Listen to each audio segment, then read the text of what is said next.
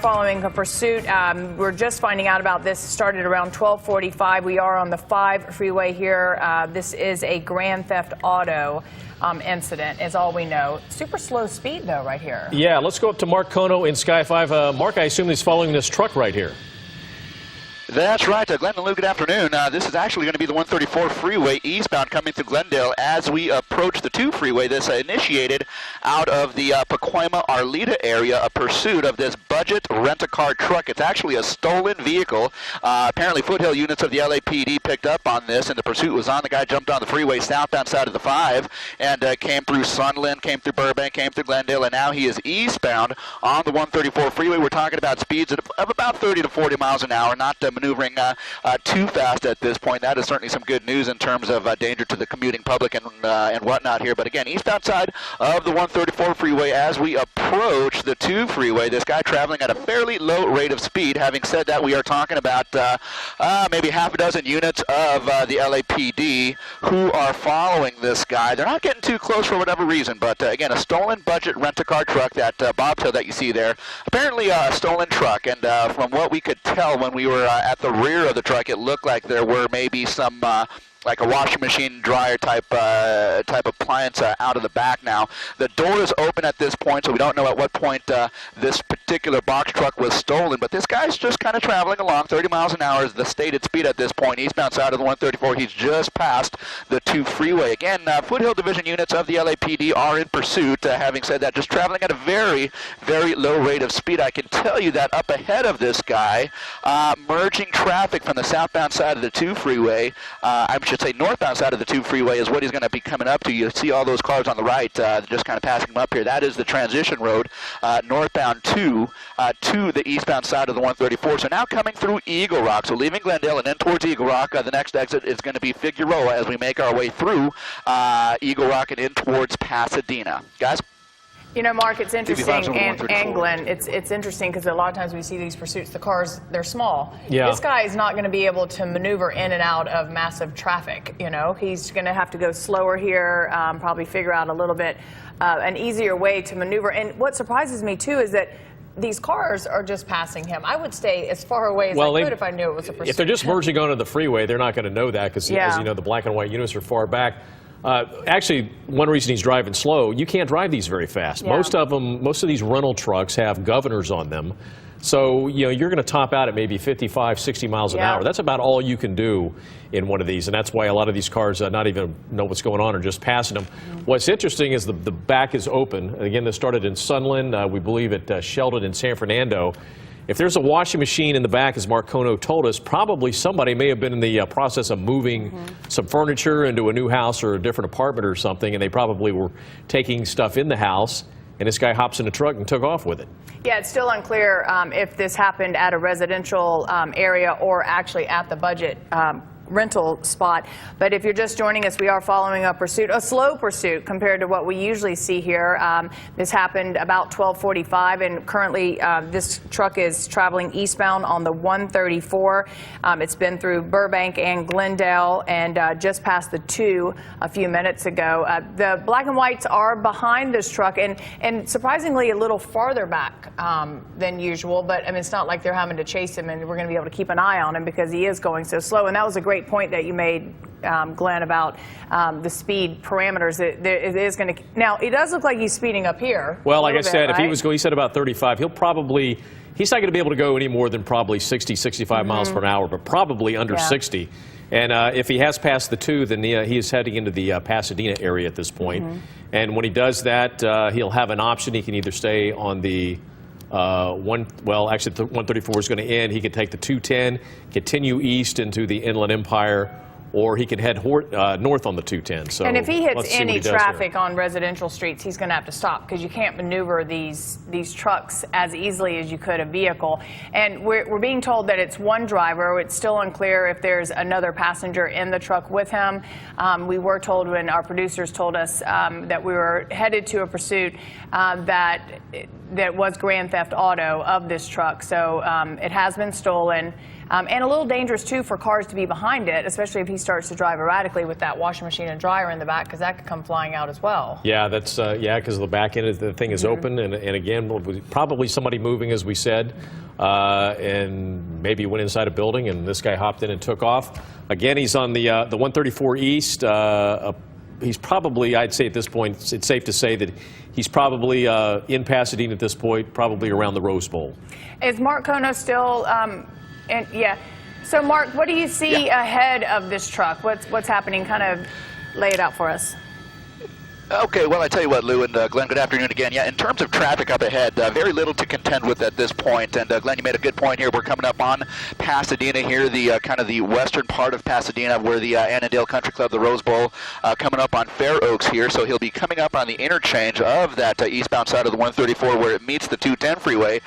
Slow moving, although having said that, he has picked up speed a little bit. Maybe we're talking about something in the neighborhood of about 40 to 50 miles an hour now. I can look back at about maybe quarter mile to a half mile. We understand the LAPD is going to hand this off to the California Highway Patrol. This is their jurisdiction. They are going to be taking over the pursuit at some point here. Now, we are just crossing under the transitions here from the 134 and the 210 freeway, traveling eastbound now into Pasadena. Now, I can tell you that, in terms of cars that were passing them, you made that point about the cars that were passing them. It's definitely a likely situation that the cars did not even know that this guy was being pursued. The LAPD officers who were pursuing this guy were kind of laying off a good quarter to a half mile. They are tracking this. They have 2 LAPD airships above and a CHP helicopter who will be coming into the mix here shortly, and so they do know where this guy is, and so for that reason it appears that they're kind of laying back, and the CHP guys, and I can see the first CHP cruiser is coming up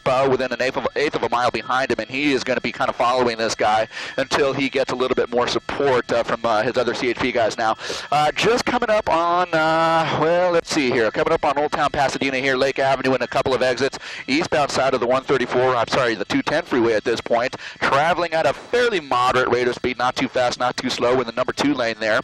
And like I said, looking ahead, coming through Pasadena, in terms of traffic, he is not going to have too much to contend with. So, in terms of him, kind of wanting to continue the pursuit, he's going to have kind of free reign over this particular stretch of the 210 freeway as he continues here now. At this point, again, just 1 unit of the CHP behind him. About a quarter to a half mile behind them are the LAPD guys. The CHP guys will be coming up here shortly over the course of the next couple of minutes. Now, as we pull out to just a slightly wider shot, we want to show you the conditions on the freeway here. Very lightly traveled at this point, very lightly traveled, and so for that reason, this guy is going to have, plenty of access to whatever he needs to do or wants to do here to continue the pursuit. Having, shown you the front of the vehicle, we're showing you the rear of the vehicle at this point because you can kind of see that white, whatever it is, a washer dryer appliance type thing that is still in the vehicle here. Something like this, a larger box truck is not going to be able to travel too fast. It's not going to have the same maneuverability as we've seen some of the other vehicles in these types of pursuits here, and so for that reason he is probably traveling, not near his maximum, but certainly at a moderate rate of speed at this point. We haven't seen anything in the way of evasive maneuvers or anything like that. He's just kind of cruising along in the number 3 lane there, so not doing much in terms of violating any of the laws of the road there. But there's that CHP cruiser, the first one, the only one at this point, who is immediately behind him, and he is just now pulling up into a position where he can same spot that appears to be a dryer, and again, we haven't seen it shift of anything. And then look, you can see the little dolly there on the left side of the box truck there. So right now, so far so good. We don't see anything moving around inside. But from my vantage point, from what I see right now, it does not appear that that's dryer is secured. It doesn't appear to be tied up. I don't see any straps on it or anything, so perhaps it's just sitting there right now. Yeah, no. Next major exit, but because of the slow speeds, we haven't crossed over it yet. So Archibald exit should be coming up along the 210 freeway, and I would say we're probably about less than 2 miles out. And now we're starting to see some rain. There's some spectators up there. Milliken and Haven are some of your next exits there. So let me just bring up a little bit of light here, because we're actually starting to get into some weather, so that's going to change things now. We are starting to see some of the slick roadway down below, so even more reason why it's good that this pursuit is at slower speeds, because now it's starting to rain here in the Rancho Cucamonga area off the 210. Yeah, slower speeds, and nothing has changed the course for this driver here. And you see a number of CHP officers there Right here, slowing down. on the side of the freeway. And again, take a look. There it is. There it is, Michael. Spike There's your strip. spike strip. We always told you that we normally don't see that being conducted on the freeway, but they On the on-ramp, and so let's see what we have here. We understood that there might be some sort of a spike strip situation waiting for him up ahead. There it And is. look at that. Yep, there it There's is. the spike strip I being knew pulled it. into place from the number 2 lane, and that was a very, very good, solid strategy by the CHP. They basically had that spike strip in the fast lane of traffic, and as he maneuvered over to the number 2 and number 1, or number 3 lane of traffic here, they just simply pulled that spike strip, and that vehicle went right over probably all 4 tires. since civilians are in the crossfire, so that's why they shut down the freeway, usually both sides. Well, we almost are fully deflated right now. You can see this vehicle continuing, and look at that left front tire. It's just a matter of time before that rubber comes off, and then he'll be driving on the rims. And we've seen people do that. They try to drive on the rims as long as possible, and sometimes it causes these vehicles to catch fire. Just crossing over an overcross here, just short of the 15 freeway. Next major intersection here is the 15. But it's just a matter of time before those rubbers come off, those tires come off, and he's not going to have any control of vehicle, especially of this size. Michael? Yeah, we're looking at the left there, front wheel smoking there. We are down to the rim there. That rubber's about to pop off here in just a bit. But again, we also see the back left tire as well. It is flat. Again, the CHP